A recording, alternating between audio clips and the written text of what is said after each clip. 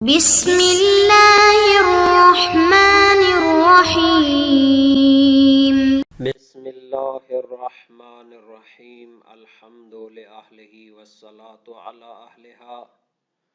عزیز طلبہ السلام علیکم ورحمۃ اللہ وبرکاتہ۔ شرح الامہ اول درس نمبر 112 میں غسل میت کے وجوب کے بارے میں گفتگو ہوگی۔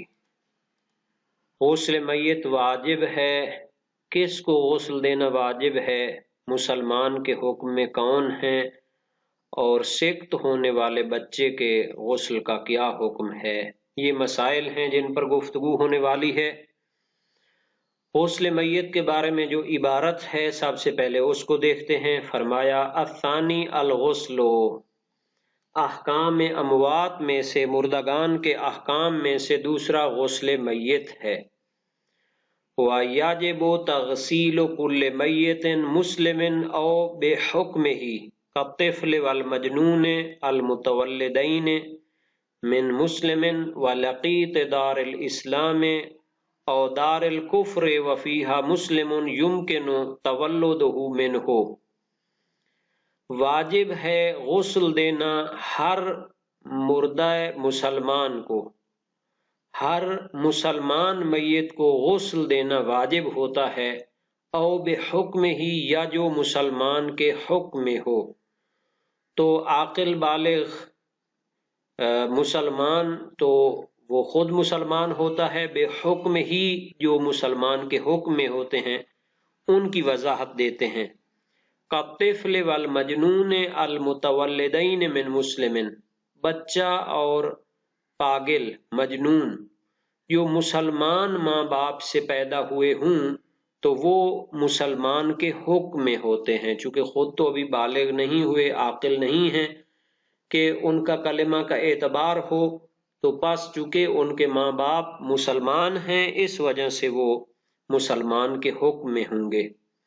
وَلَقِيطِ دَارِ الْإِسْلَامِ، اور مسلمانوں کے علاقے میں جو بچہ مردہ حالت میں مل جائے تو وہ لقیط بھی کیا ہوتا ہے، مسلمان کے حکم میں ہوتا ہے۔ چونکہ مسلمانوں کے علاقوں میں جو بچہ مرا ہوا پڑا ہے تو اس کا معنی یہ ہے کہ یہ انہی مسلمانوں میں سے کسی کی اولاد ہے تو یہ مسلمان کے حکم میں ہوگا۔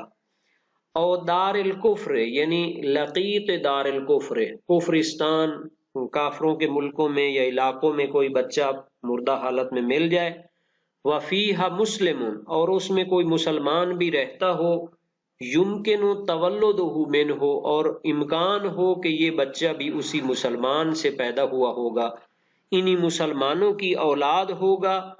تو جب کافروں کے علاقوں میں کوئی مسلمان بھی رہتا ہو اور وہاں پر کوئی بچہ مردہ حالت میں مل جائے اور ممکن ہو کہ یہ اسی مسلمان سے پیدا ہوا ہو، مسلمان ماں باپ کی اولاد ہو، تو پھر اس کو بھی مسلمان کے حکم میں سمجھا جائے گا اور اس کو غسل دینا واجب ہوگا۔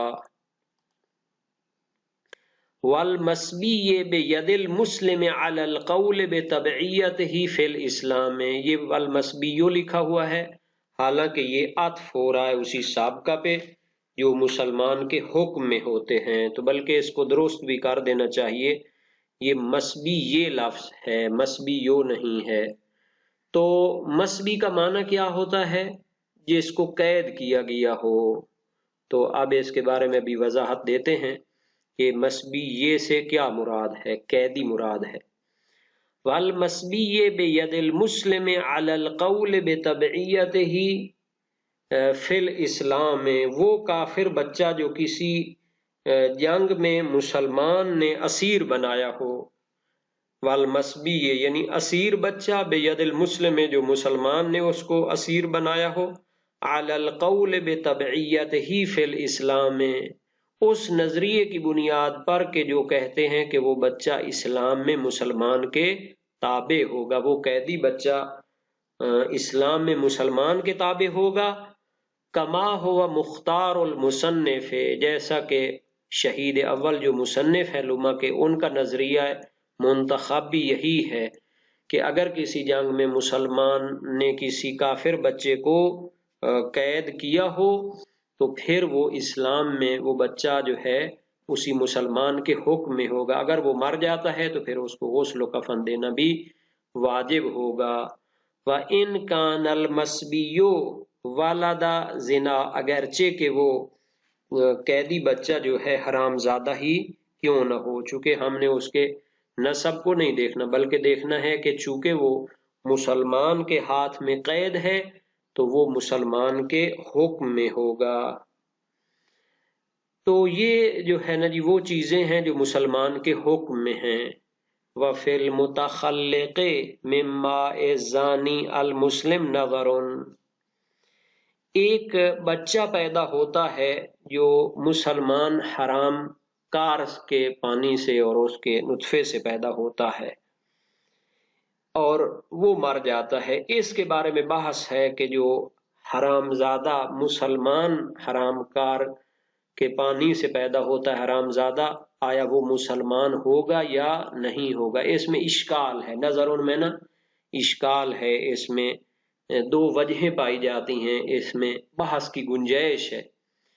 من انتفاء التبعیت شرعاً، یہ دلیل ہے کہ وہ مسلمان کے حکم میں نہیں ہے. یعنی اس اشکال کی ایک وجہ یہ ہے کہ وہ مسلمان کے حکم میں نہیں ہے. من انتفاء التبعیت شرعاً، یعنی شریعت کے لحاظ سے اس حرام زادے کو مسلمان کا تابع قرار نہیں دیا گیا. تبعیت کی نفی کی گئی ہے شریعت کے لحاظ سے. شریعت میں حرام زادے کو مسلمان کا تابع قرار نہیں دیا گیا. وَمِن تَوَلُّدِهِ مِنْهُ حَقِيقَةً، یہ اس اشکال کی دوسری جانب ہے کہ یہ حرام زادہ جو مسلمان کی جو ہے نا جی حرام خوری سے پیدا ہوا ہے، حرام کاری سے پیدا ہوا ہے، تو یہ چونکہ حقیقتاً اسی سے پیدا ہو رہا ہے. من تولدہی، وہ بچہ پیدا ہوا ہے حرام زادہ، من ہو یعنی مسلمان سے، حقیقتاً حقیقت میں اگر دیکھا جائے، خارج میں اگر دیکھا جائے، واقعیت میں اگر دیکھا جائے تو یہ اسی کے پانی سے پیدا ہو رہا ہے، کہیں اور سے تو نہیں آ گیا. تو پھر اگر اس جہت کو دیکھا جائے کہ حقیقی طور پر تو وہ اسی کا جو ہے نا جی کیا ہے پیداوار ہے، تو پھر اس کو اس کا تابع ہونا چاہیے.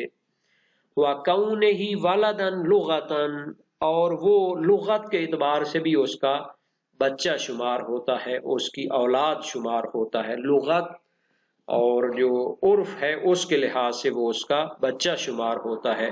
فَيَتْبَعُهُ فِي الْإِسْلَامِ، تو وہ اسلام میں بھی اس کا تابع ہوگا.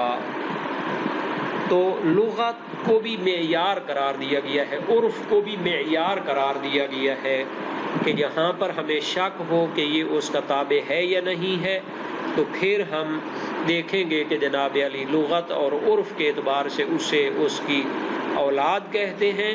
فَيَتْبَعُهُ فِي الْإِسْلَامِ، تو وہ اسلام کے حکم میں بھی اس کے تابع ہوگا. كَمَا يَحْرُمُ نِكَاحُهُ، جیسا کہ اس کا نکاح کرنا بھی اس زانی کے ساتھ حرام ہے.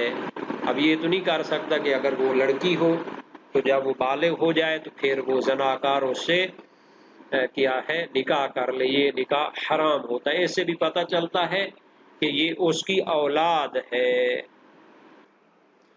تو مسلمان کے حرام کاری سے پیدا ہونے والے حرام زادے کے بارے میں اشکال پایا جاتا تھا، ایک لحاظ سے کہ وہ شریعت میں اس کا تابع قرار نہیں پایا، اس وجہ سے وہ اس کے حکم میں نہیں ہوگا اور اس کو غسل دینا واجب نہیں ہونا چاہیے. اور چونکہ حقیقت میں وہ اسی کی پیداوار ہے اور لغت اور عرف میں بھی اسے اولاد کہتے ہیں اس کی، تو پھر اسلام میں بھی وہ اس کا تابع ہوگا. جیسا کہ اگر وہ بچہ بالغ ہو جاتا ہے تو حرام کار اس کے ساتھ نکاح بھی نہیں کر سکتا. تو یہ کچھ مسائل ہیں جو غسل میت کے بارے میں یہاں پر پیش کیے گئے ہیں. اب ہم اس کو دلیل کو دیکھیں گے کہ ہر مسلمان کو غسل دینا واجب ہے. موثق ہے، سماع بن مہران ہے امام صادق علیہ السلام سے، فرمایا غسل المیت واجب، غسل میت واجب ہوتا ہے. مزمر ابو خالد ہے، اغسل کل الموتى الغریق وأکیل السبع وکل شیء الا ما قتل بین الصفین. جو بندہ شہید ہو جاتا ہے جنگ میں، اس کے علاوہ جو بھی مردگان ہیں ان کو غسل دینا واجب ہے، چاہے وہ ڈوب کر مرا ہو، چاہے اسے درندے نے کھایا ہو۔ شیخ مفید اور شیخ توسی تہذیب میں اور محقق ہلی معتبر میں ابن زہرہ اور ابن براج اور سید مدارک جو ہیں وہ اپنی کتابوں میں مخالف کو غسل واجب نہ ہونے پر قائل ہیں، اور انہوں نے کفر کا حکم لگایا ہے، اور تہذیب اور حدائق میں بھی اس کی تصریح کی ہے۔ حالانکہ یہ جو ہے نا جی بات ٹھیک نہیں ہے، علماء نے اس کو رد کیا ہے۔ کافر وہ منکر ضروریات دین ہوتا ہے، جیسا کہ وہاں پر گزر چکا ہے نجاسات کی باس میں۔ تو یہ بہرحال بہت سارے فتاوی ایسے اندر آ گئے ہیں جن میں تعصب یا مثلا تندی پائی جاتی ہے۔ تو ضروریات دین کا منکر جو ہوتا ہے وہ کافر ہوتا ہے، اس کے علاوہ اختلافی مسائل والے کو جو ہے کافر نہیں قرار دیا جا سکتا۔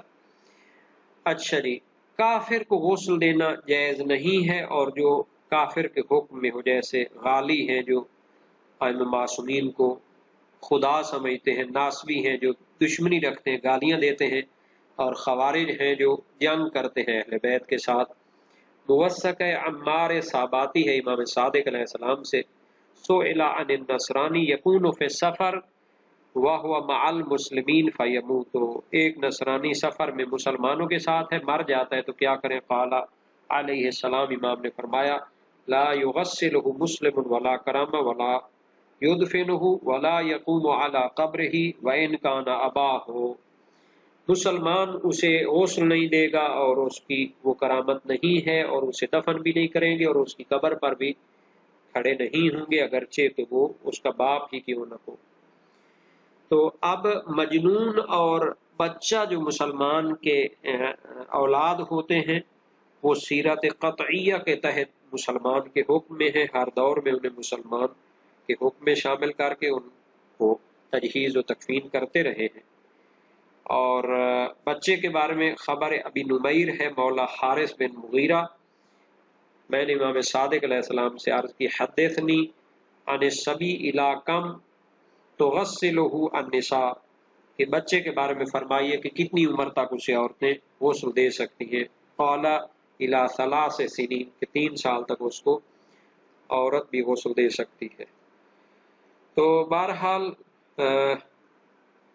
کافر کو غسل نہیں دیا جا سکتا، اور مسلمان کا جو بچہ ہے یا جو مسلمان کے حکم میں اس کو غسل دیا جائے گا۔ تو یہ جو ہے کہ مسلمان کی قیدی جو کافر بچہ ہوتا ہے وہ مسلمان کے حکم میں ہوتا ہے، اسلام کے حکم میں، یہ مشہور ہے، لیکن ان کی دلیل نہیں ملی، جیسا کہ مستمسک العروۃ الوثقی میں ہے، سید محسن الحکیم نے فرمایا ہے، بلکہ اس سے صاحب بھی اس کے خلاف کا تقاضا کرتا ہے۔ اور وہ جو بچہ ہوتا ہے حرام زادہ، تو اس کے بارے میں جو ہے نا جی فرماتے ہیں کہ یہ جو ہے اس کی شرعی طور پر طبیعت نہیں ہوتی، تو یہ اس کے ساتھ ملحق نہ ہونے کی دلیل ہے، اور حقیقتاً وہ چونکہ اس کی اولاد ہوتا ہے، اس کی پیداوار ہوتا ہے، اس وجہ سے اس کو اس کے تابع ہونا چاہیے۔ تو بہرحال اس سے وہ نکاح تو نہیں کر سکتا، مگر یہ کہ جو احکام جو ہے نا جی شرعی طور پر خارج ہیں ان کو ہونا چاہیے، خارج ہی ہونا چاہیے۔ اب ہم آتے ہیں کہ اس حکم میں مزید کون سی باتیں ہیں، بلکہ ان کو بعد والی بحث کے لیے چھوڑ دیتے ہیں۔